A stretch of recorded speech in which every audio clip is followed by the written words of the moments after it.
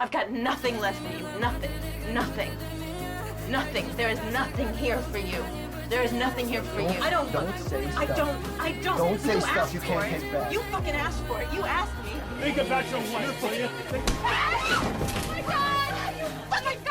In just 6 years, their relationship went through a subtle but significant change. After getting married, Jesse worked from dawn to dusk, trying to ease the financial burden on the family. But Jack always acted like a kid. He was content just doing wall painting jobs every day. Even though he still deeply loved Jessie, he even treated her daughter, who wasn't his own flesh and blood, as the love of his life. He forgot one thing: love alone isn't enough to make a marriage work. And all along, the warm family atmosphere he thought he was creating had unknowingly become a psychological burden for Jessie. Every weekend morning, Jack would bring their daughter to interrupt Jess's sleep. I'm sleeping. Stop. After that, he'd let their daughter scatter cereal everywhere. It looked like he was playing with her, but he never once considered how much trouble it would be for Jessie to clean up. Although Jessie never complained about these small annoyances, given enough time, anyone would get fed up with it. As time went on, the cracks in their relationship started to show, until one day, while Jessie was out buying groceries, she happened to run into her ex-boyfriend. Even though they just had a simple conversation, when Jessie told Jack about it, it somehow struck a nerve. How come you're just telling me now? Because I'm telling you now.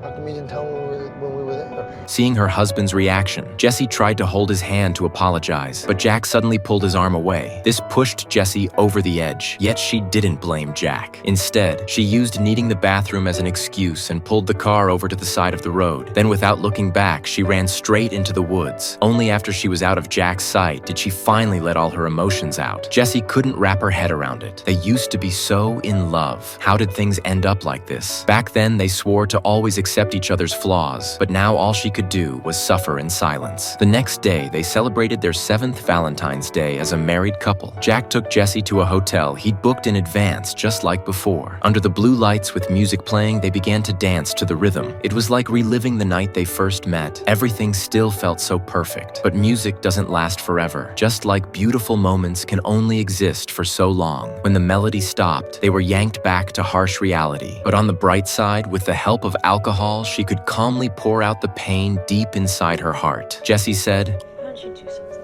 What does that mean? Do anything you wanted to do. You're good at everything that you do. Isn't there something else you want to do? Then what? To be your husband? To be Frankie's dad?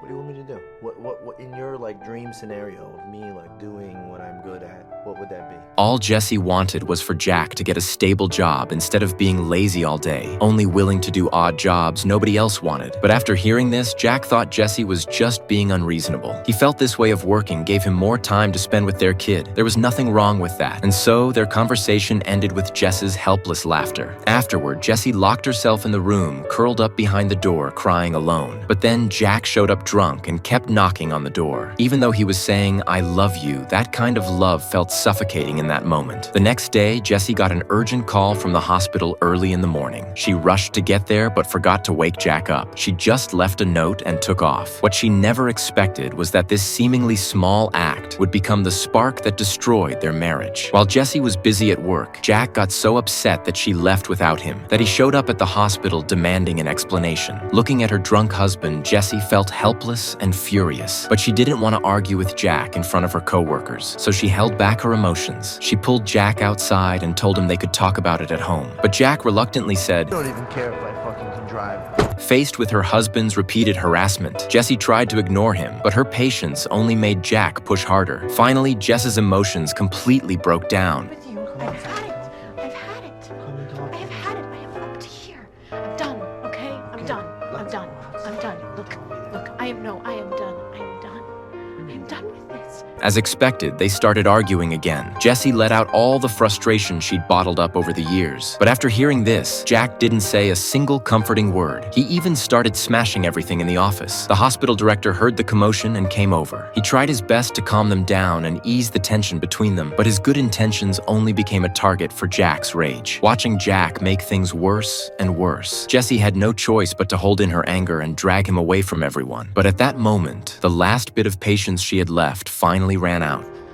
Fucking want a divorce. However, Jess's mention of divorce only fueled his anger even more. Jack took off the wedding ring that symbolized their love and threw it into the bushes without hesitation. But just as the car started to leave, he suddenly regretted it and jumped out. Jack desperately searched through the grass for the ring, but no matter how hard he looked, their broken marriage seemed to have a "did Jack try to win Jessie back?" I'm sorry.